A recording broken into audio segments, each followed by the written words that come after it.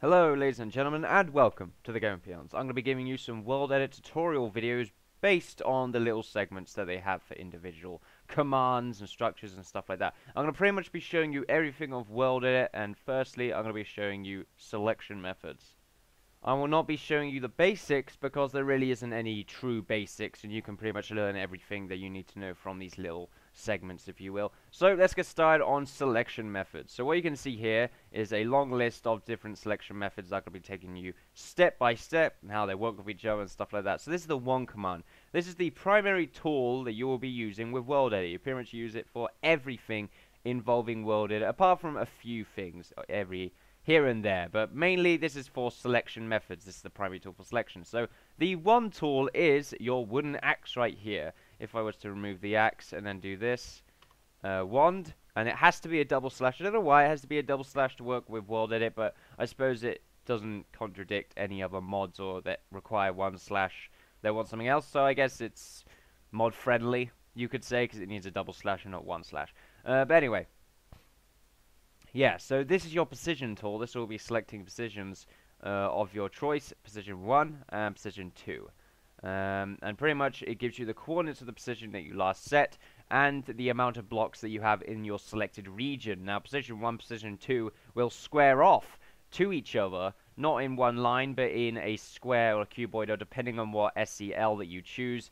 That will be coming up next. But pretty much, if I was to make this 3 by 3 square here and wants to do this, that's selection 1, that's selection 2. It gives me the region of the specific block in the first position and the region of this specific second block in this region here, and the amount of blocks I have selected in this region here. Now if I was to quickly cut, let's say, it will cut everything that is within that selected region. If I want to redo that, not redo that, undo that, it'll come back, but that'll be I'll be talking about that later. In fact, I could quickly tell you about the undo and redo tools. If you make a mistake, you don't have to worry. Just like, oh god, I accidentally cut that. Oh, it's fine. I'll just undo that. Actually, no, that looked good. I'm going to redo that.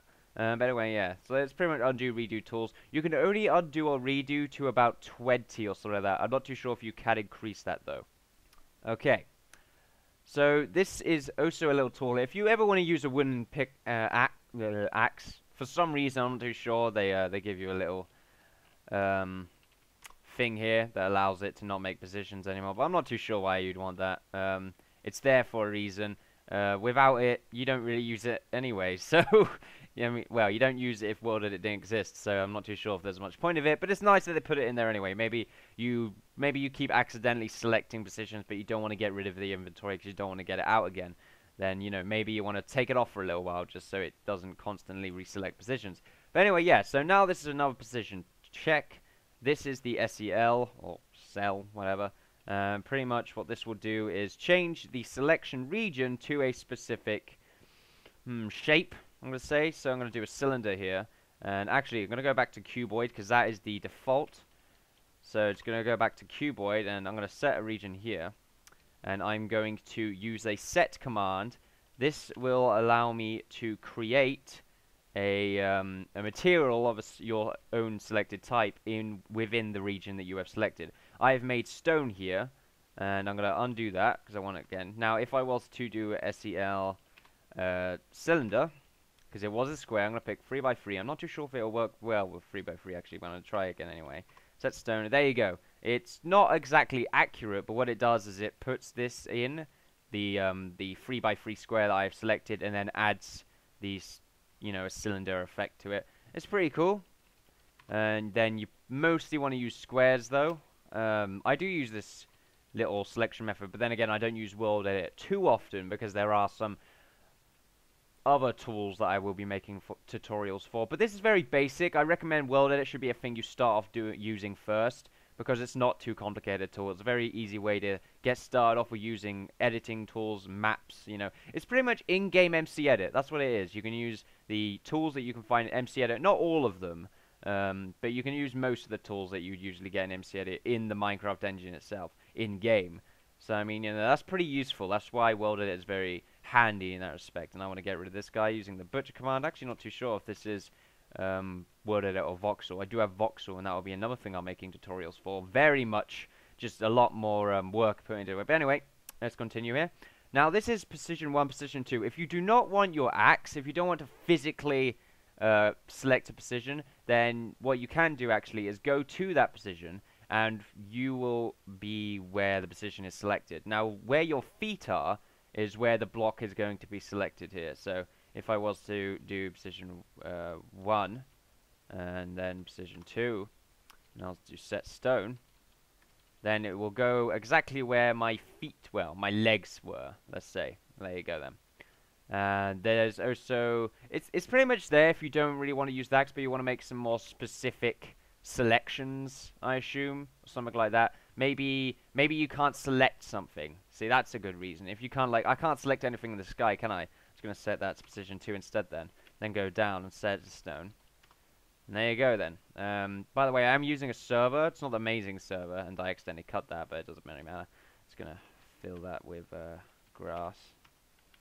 But anyway, I am on a server right now. You can use it with single player, but I don't see the point. I just do it on multiplayer because then you can show people your pretty designs and stuff like that. But anyway, now H position is what you're looking at is what will be set to position 1 or position 2 of your choice. I'm going to be looking at this. Let's get some stone here. Let's put it up here. And then let's use this tool here. This is going to be a selected region. Oh, you know, let's really get rid of that hole. I used that to select where my spawn point was. But anyway, what I can do is H position 1. And as you can see, it selected selected what I am looking at. Do another one, and like I said before, it gives you the region that is selected and the amount of blocks within the region. Okay, and then I'm going to set stone. And there you go then. Those two positions that I selected using the cursor that I have right in front of me. And I'm going to undo that. There you go. It's fairly simple. Now the chunk block, this one's a bit more, I don't use this one at all, to be honest. I don't see any use for it for me personally, but it's pretty cool. It does things. It pretty much selects an entire chunk. Maybe you want it to, oh no, maybe you want it to be like a starter. Like you want to make an entire map made out of a specific material. It'll take you a long time to get it done. You might as well do it in MC Edit because it's not as laggy. But you know, if you want to do something like that, then yeah. And if forgot the set command. Set stone.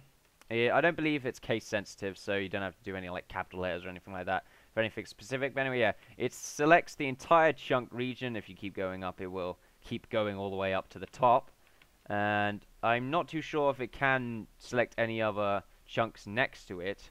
But yeah, it just selects the entire chunk and then builds with that. Let's just undo that. It will take some time, but anyway, yeah, that's pretty cool, and that didn't take that long at all, actually. Maybe it's because we're in a flat world. Anyway, yeah, now I'm going to show you how to expand what you've selected. So, what I'm going to do here is I'm going to select a region here. I'm going to set stone. So, I can use an example. You can actually download a WorldEdit schematic file, something like that, which pretty much gives a red box with your selection region, but I keep forgetting. I might try and find it and put it in the comments section. I also give you a bunch of WorldEdit tools and stuff like that in the description, not the comments section. And yeah, do stuff like that. So if you're interested in doing this without my help, feel free. It's pretty fantastic. But anyway, yeah. So the expand tool, it's pretty easy, and there's a bunch of different ways that you can really use the expand tool. Now, the one I'm going to do here is the direction that you are looking at is the direction that it will be facing towards. This is the one I always use because I am looking, I don't know, this direction. Is it set in the west? Is that what it is? So am I going west? No, it rises in the west, sets in... I don't remember. But anyway, yeah. So if I was to set stone because I've gone a few blocks in that direction, it will select that region there. If I looked in that direction, did the same thing. There you go. That entire region keeps moving. And it keeps moving anyway. Okay, so I'm going to select this, and I'm going to set grass actually, so I can get rid of this. And I'm going to, excuse me. I'm going to kind of do the same thing. It's like the same thing. Verb is pretty much, it selects all the way up and all the way down. It's actually a neat way to find out where the top of the layer is. So if I wanted to do expand verb, I think I'm doing this wrong. Vert, there we go. I don't use it that much, so set stone. There you go. It's pretty much an easy way to see how far you got, how much room you got, you know, space to use, stuff like that. It's pretty neat to use if you want to just quickly find out how long you got until you reach the layer, until you reach the cloud layer. Well, nothingness. You can't build anything beyond that layer. But anyway, undo that. That's pretty cool. Now, there's also an expand. If I wanted to expand north 5, or expand 5 north, I think it was. Nope. North. There you go. Set stone. Then it would. Oh, is that north? Huh. Maybe if I look in this direction and then expand that much east. Set stone. There we go. Northeast. Okay. Oh yeah. Anyway, yeah. So anyway, yeah, that's another way of doing the expand block. Now you can do the contract block, which pretty much takes away from your selected region. So if I wanted to look in this direction and do contract 5, and then set stone. How am I gonna set cobblestone? There you go. I've taken away 5 from the previously selected region. This is what I have selected now. Anyway, yeah, that's just a way of getting. And with the contract block, it's pretty much exactly the same as expand block. Only you kind of, if you want to get rid of one direction, it has to be in the opposite direction that you're moving in. Like, if you wanted to select a region like this, I should really do it higher actually, because it makes more sense. You want to do this, and you want to expand 5, set stone, right? You're expanding in this direction here, being east. But if you wanted to contract from this direction, you don't look in this direction. You have to look in the opposite direction, because then it will contract from this block. I think it contracts from the B line, and then goes on in this direction. So, contract 4, set cobblestone, and there you go. Those two blocks have been. Those two blocks are the only blocks that I have selected. Okay. Expand, contract, outset. Okay, this is where it increases the amount of blocks in every direction. So if I want to do outset 5, set stone. There you go. Every single direction is increased by a radius of 5. 5 blocks, northeast, southwest, up, down, left, right, everywhere increased by 5 blocks. I want to undo that. Now you can do another one. I think it's inset. Inset. Is it inset? Yeah, it is inset. You can have a bunch of flags as well. Anyway, inset 5. Okay, and then select grass. Set grass. And there you go. I'm right back to where I started. That's pretty much what that does. Inset's pretty useful actually, and outset. If you want to try and get a specific region for a block, or you wanted to get something of a particular size, but you wanted to get it done quicker, or something very specific. Pretty much, that's what it is. If you don't want to keep looking around making a perfect square, then you can just select a single region using position 1 and position 2, and then outset or inset it to your various needs. But anyway, yeah, Shift's pretty useful actually. So there's different ways to really move your selected region here. If I was to do this, let's just give it a shape. Do this. If I want to do this, move 5, it will move the selected region, anything within the selected region, by 5. But if I wanted to do it again, then it actually does do it again. That's strange. But anyway, undo 2. Anyway, yeah. But if I wanted to move the selected area, but not anything within the selected area. So if I wanted to set stone, just to show you now, that's what's been selected, undo that. If I wanted to shift 5, set stone, then it will only have the selected region be moved rather than everything inside of the region. That's pretty neat if you don't want to set exactly what you've done, but you want to like do something like this. Just select something specific, select that, then move it to where you want it to go. That's always a neat thing to use. Let's go over here. Size, I believe this is actually just determining what you got. size. There you go. Gives you everything you need. What you've got in your selected region, what your region selections are, what kind of shape you're using, and how many blocks are within your region. Count. I believe that counts how many blocks you got. I'm not too sure. Alright, it counts everything of the specific blocks. If I got that, how many grass, if I wanted to, let's just make a specific selection here. If I want to do this, count how many extra grass I've got 4 grass, stone, there you go. And now this is another one. This one's actually really, really good if you want to like find out what's exactly there. When I use this, it will tell me the percentage of how many of that block type is actually in there. So if I just do this now, there you go.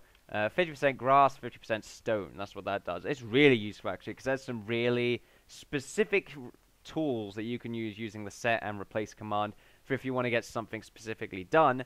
And then after using that, you should really use that just to check that it's all correctly percentage. If there's a correct percentage there and there's something off or there's something there that shouldn't be there, that you're like, oh wait, how the hell did that get in there? Then you can like troubleshoot it out of there. But anyway, yeah. So this is the selection methods. If I've missed anything, don't feel free. You know, don't be scared to put it in the comments. Most probably missed something though. I'm not great at this, but you know what? Why not? I'm going to be showing you all of the different ways to use WorldEdit, and I'm also going to be showing you all the other useful ways to be using other tools down the line. You have watched Learning the Blocks in the Game of Peons. If you enjoyed this little tutorial here, don't forget to like, favorite, subscribe, all that good stuff, and I'll see you guys next time. Bye-bye.